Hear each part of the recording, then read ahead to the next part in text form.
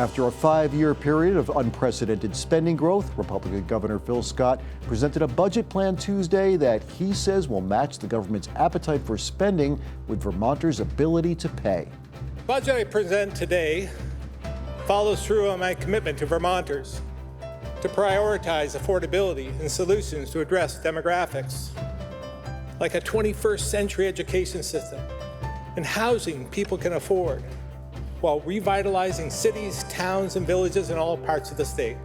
Plus, a look at the numbers behind the administration's sweeping proposal for education funding reform.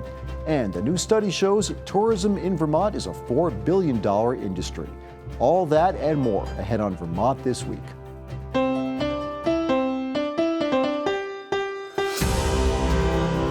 From the Vermont Public Studio in Winooski, this is Vermont This Week. Made possible in part by the Lintelak Foundation and Milne Travel. Here's moderator Mitch Wertlieb. Thanks for being with us. I'm Mitch Wertlieb. It's Friday, January 31st. And joining us on the panel today, we have Tim McQuiston from Vermont Business Magazine, Cutler from WCAX, and Kevin McCallum from 7 Days. Thank you so much, all of you, for being here today. We're going to dig into the budget address by the governor. Now we have some numbers to go along with everything that's happening here. So we're getting a little more into the nitty-gritty. We're going to bounce around a lot with these topics today because there is so much to discuss. And I want to start by asking Calvin about this sort of overall budget that the governor has put forward. He's proposing an education formula that would cut funding, he says, by over $180 million.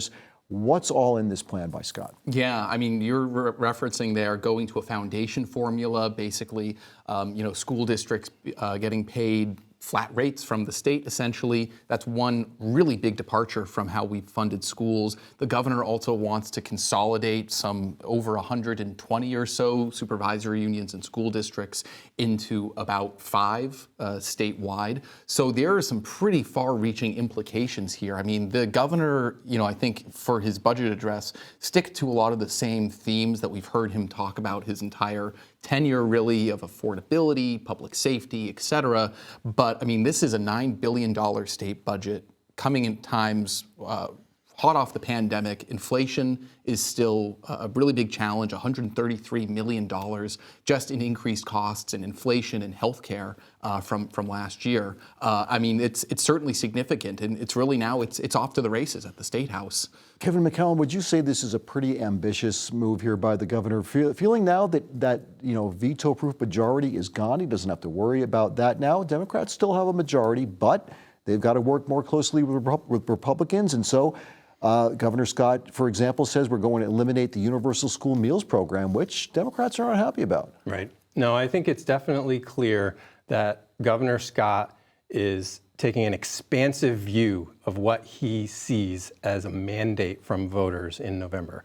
If you thought that the only thing that the governor was going to do to try to address affordability in the state of Vermont was to consolidate some school districts and try to keep the property taxes down to zero, he is proposing to do those things, but he is also taking a whack at a lot of other programs in the state under the guise of, or in service of, this idea that Vermonters en masse voted for more affordability in the state. And so that's why you see this approach where he's mentioning, under the umbrella of affordability, all manner of housing programs, all manner of climate rollbacks.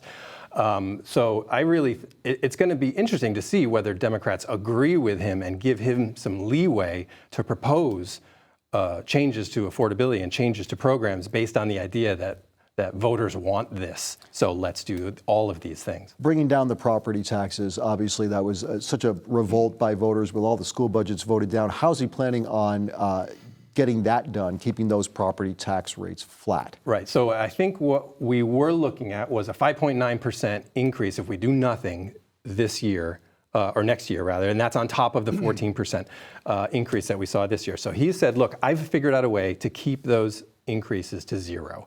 And basically that's by taking $77 million from the general fund, buying down the education fund, and then eliminating this program called Universal School Meals, which is an $18.5 million program that basically lets all kids in all schools in the state eat for free. The idea being, look, it's just better to have kids on full stomachs focusing on their studies and not having to worry about, well, these kids can't afford it and these kids can't. So he wants to go after that. And that was one of the first proposals from his budget address that got immediate pushback from Democratic lawmakers. Generally speaking, Democratic lawmakers have struck a tone of collaboration with the governor and wanting to work with him. That's the overlying tone.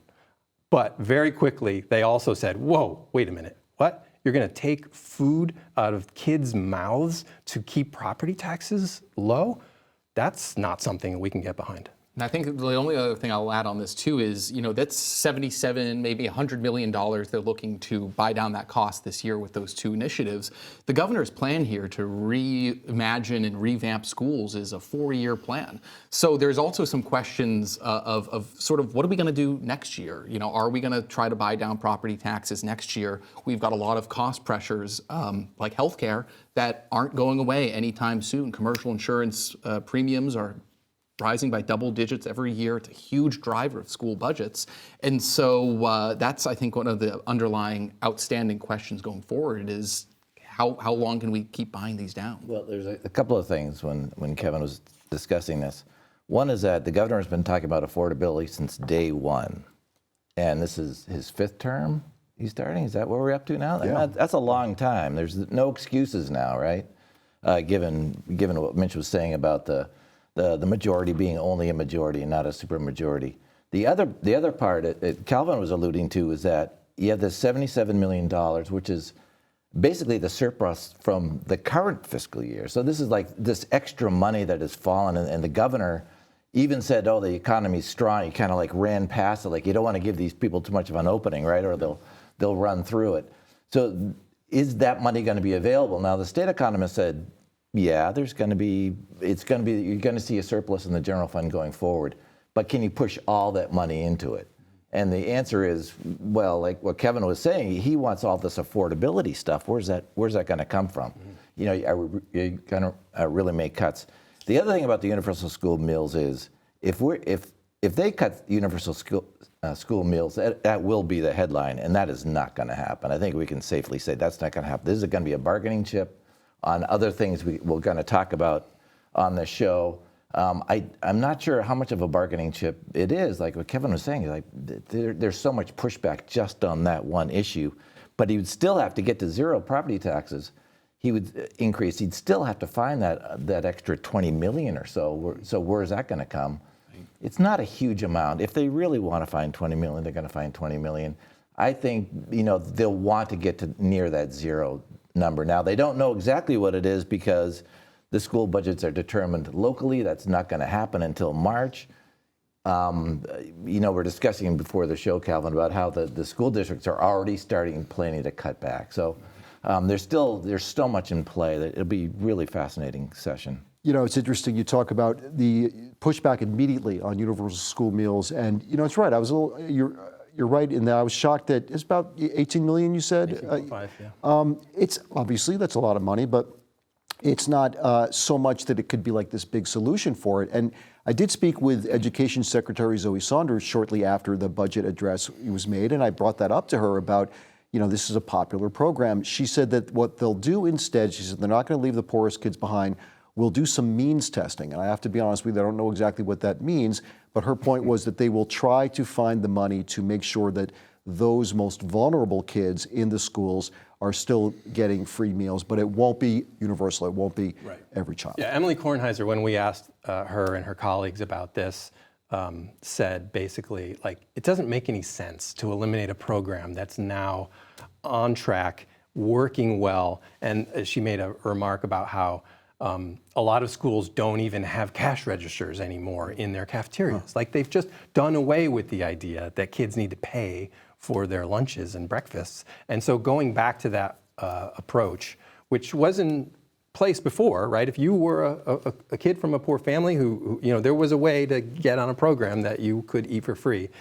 I think Democrats just think that going back to that system is just inequitable. Kind of recreate this bureaucracy that existed, and that schools were carrying debt. No kid was turned away if they couldn't pay for lunch. They weren't turned away. So the schools were carrying this debt. And when I talked to them a couple of years ago, we have no idea how much it's costing. We have no idea. If someone shows up and they want to eat, they eat. Yeah. Can we talk about another sort of interesting wrinkle with this whole education reform thing? Because I don't know exactly how this is going to play out, but you mentioned the school districts going from down over 100 to about 5. Also, the control of the curriculum, what students are going to learn, is going to change now. This goes over to the Agency of Education, Calvin. Yeah, this is such an interesting point that we really haven't talked a lot about, and this hasn't gotten a lot of airtime so far this year.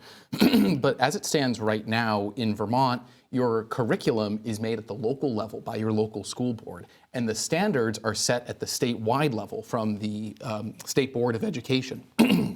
And so with consolidate with maybe 5 school districts, that's going to place a lot of this, the decision making around the curriculum and what your kids are actually learning in the purview of the state. There's going to be a lot of consolidation. And this has come up in years past. I mean, state lawmakers have considered bills about Holocaust education, financial literacy, bills that, and programs, I think that, a lot of folks would say, hey, we want our kids having these skills or knowing this history. But once you have the state creating educational curriculums, that's somewhat of a slippery slope, and many really have concerns about the government telling local schools, here's what you're going to learn. It's that question of local control again. Right, yeah, it's one thing to sort of figure out a way to fund schools differently and not as locally as we currently do. But I think it's another thing entirely to strip local control over what kids are taught in their schools from locals to Montpelier. Those two things combined may very well be a bridge too far for a lot of Democrats and others to support. Are they talking at all about closing schools? Because that was a big topic for a while. And then, you look at it and you go, if they close a local elementary school, nobody's going to move there. And the governor's like, oh, we have to help rural areas. It's like, oh, there's no elementary school in this town. I'm not moving there. That's not clear yet, but I think baked into what's happening is the assumption that, like as Calvin said, there's $186 million less under the new formula. And so if there's 5 districts instead of more than 100, and there's $186 million less to spend, I think the assumption is, and I think Zoe Saunders and others have said very clearly, one of the ways we can cope with this smaller budget is to begin conversations about consolidating schools. And also, with that, dovetailing with that, there's this conversation about school construction, right? We have some of the oldest schools in the country. Many are,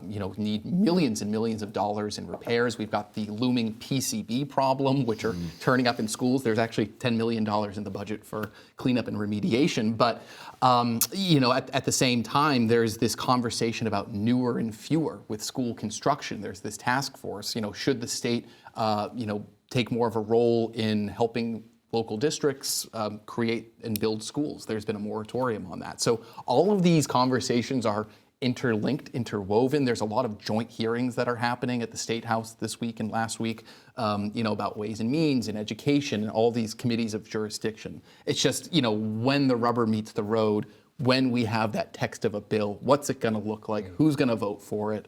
Right now, all of this is still kind of bubbling up. I want to ask another question quickly about education, because this occurred to me too in listening to the governor's address. One of the things he said that sort of leapt out to me was, we're going to increase teacher pay. Teachers don't get paid enough, and they do a great job, and I agree, they really do. It's a tough job. But are we going to be looking at, because again, something's got to give, are there going to be cuts coming? Are teachers going to lose their jobs under this? Obviously, that wasn't mentioned in the speech, but what do you guys think? Well, I mean, when Phil Baruth was asked about what he thought of the governor's education plan, in addition to talking about his opposition to eliminating universal school meals, he was saying, look, there's a lot of things that the governor is doing that don't add up, right?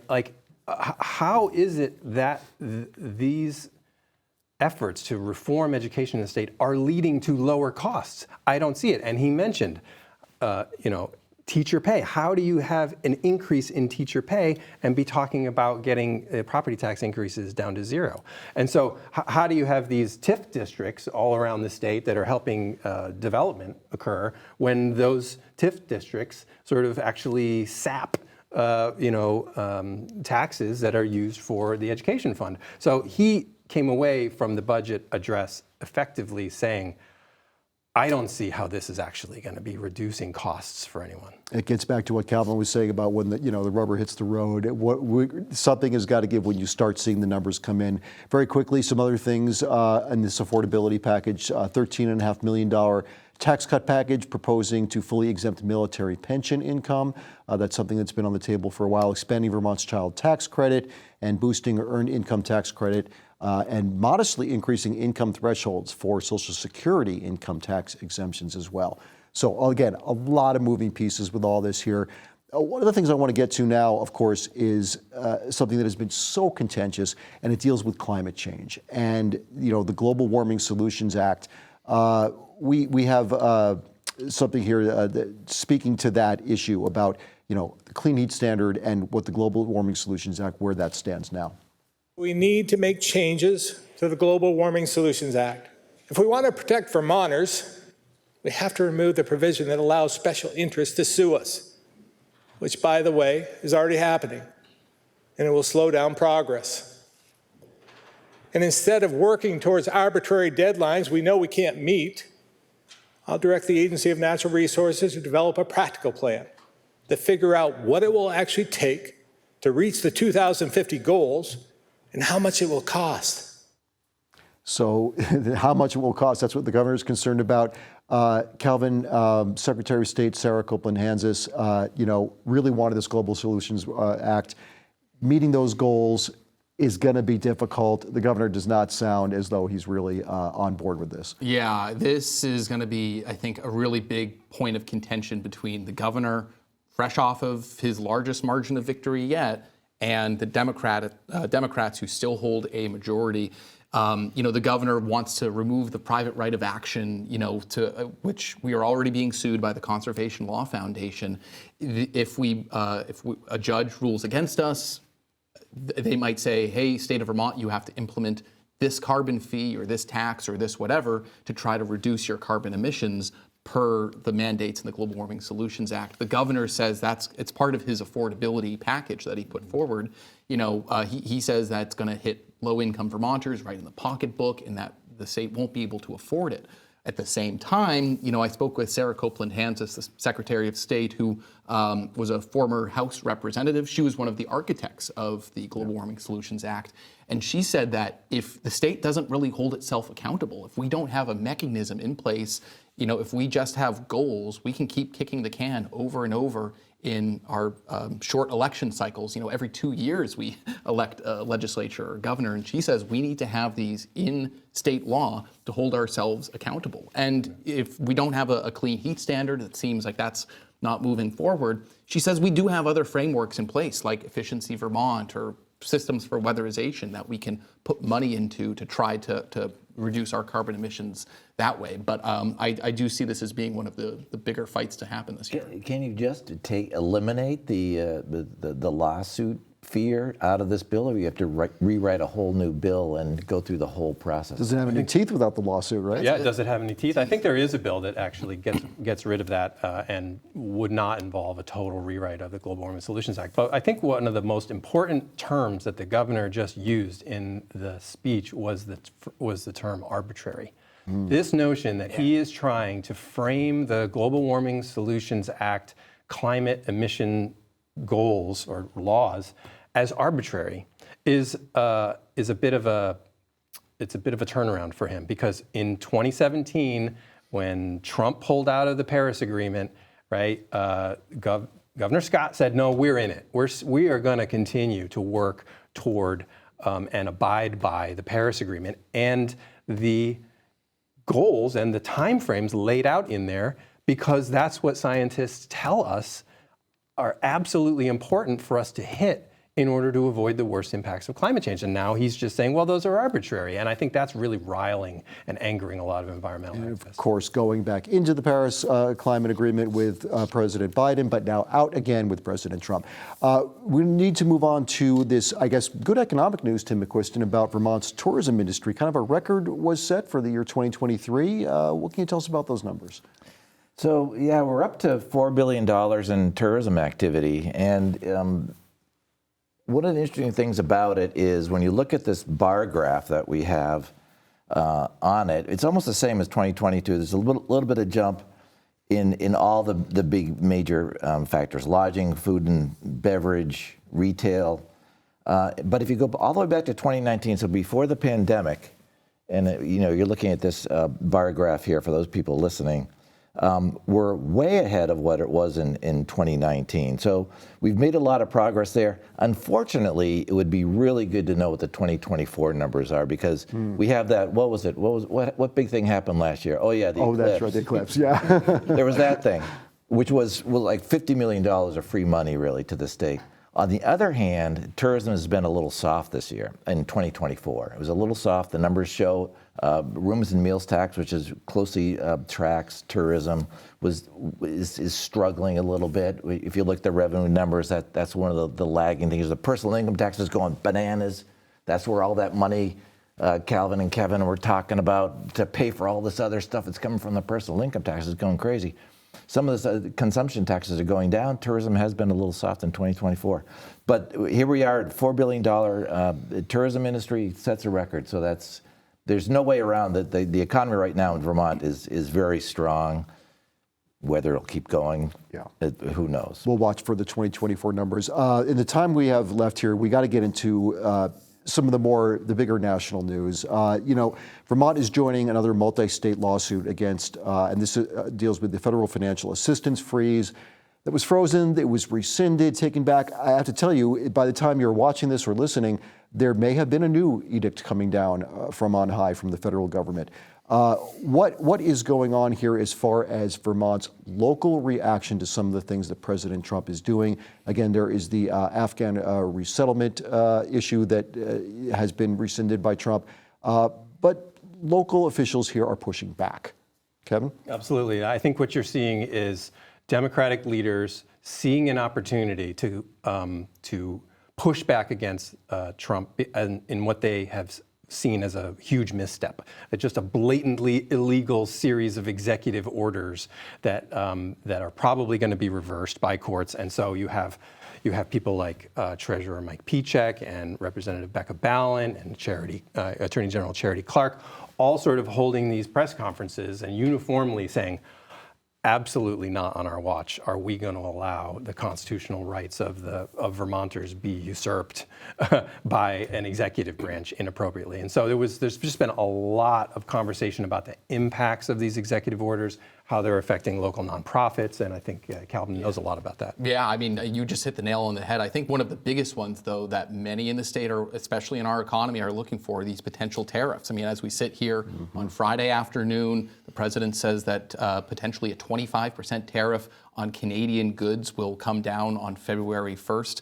Vermont's economy is very heavily reliant on Canada, from cross-border trade to travel to our hydroelectric, to Canadian lumber for our housing crisis. I mean, it's difficult to encapsulate how much of our economy relies on to our neighbors to the north. Feed for livestock, corn, things like that. And that one of the biggest complaints in the grocery store is how the expense of eggs, how much those are going to. Guess where we get our eggs from? Canada, yeah. We're seeing those in national headlines now. The cost of eggs is the big story now. Absolutely, the way gas prices that was a presidential political thing. So that was it's going to hit home. Go ahead. I was just going to say, but I mean, the last point is, we'll just have to wait and see. Many folks say, like, hey, we've been through a Trump presidency before. How much is actual real policy that's going to hit the ground, or how much is him using this as a negotiating tactic or bringing people to the bargaining table to talk about immigration or trade or things like that. So there are folks out there that say, slow your roll a second. Yeah. That's what the governor is also saying, is we'll react when it actually comes. But what's crazy about it is, like, what's the date that they're going into effect? The tariffs? February 1st. When is that? Tomorrow. Exactly. So, like, that's just nuts. The notion that we don't know whether there's going to be 25% tariffs on Canadian imports, and it's the day before they're supposed to take effect. I mean, what's a better example of the chaos that this is sowing? Do we have time to get to Molly Gray, Executive Director of the Vermont Afghan Alliance? She had this to say about Trump putting a pause on the refugee resettlement program that's already implemented in Vermont. Everything changed for our organization overnight. We went to log into the federal payment management system to draw down funds, as we do every month, to support our critical programs, and we're no longer able to access those funds. You know, this is one of those things where you have to put this into perspective. There are a lot of Afghan families who have settled here, but this is also affecting people who helped U.S. troops during the war, you know, in all sorts of capacities, who were told, you're going to be made whole, you're going to get your families to come here. That is no longer on the table. That's a real effect. Yeah, I think Molly Gray, even during the press conference, mentioned, I mean, I think described it as a betrayal or something of that. That is exactly the word she used. Of that nature, that we're turning our backs on these people that have helped the United States, and also that there's people that are currently seeking asylum or have been approved as refugees. Tracy Dolan was there saying, basically, we are turning people away. Very briefly, I want to mention Kevin McCallum's excellent article in 7 Days on getting to know Lieutenant Governor John Rogers. Really interesting fellow. He was making the point that he thinks he's the only lieutenant governor who is a cannabis cultivator, and he wants to get more involved in cannabis law and creating that in the state of Vermont. We'll get into that at another time on Vermont This Week. This flew by. We have to leave it there today. So much to talk about. Thanks to our panel, Tim McQuiston from Vermont Business Magazine, Calvin Cutler from WCAX, and Kevin McCallum from 7 Days. Thanks everyone for watching, for being here. I'm Mitch Wertlieb. I hope you'll join us again next week for Vermont This Week.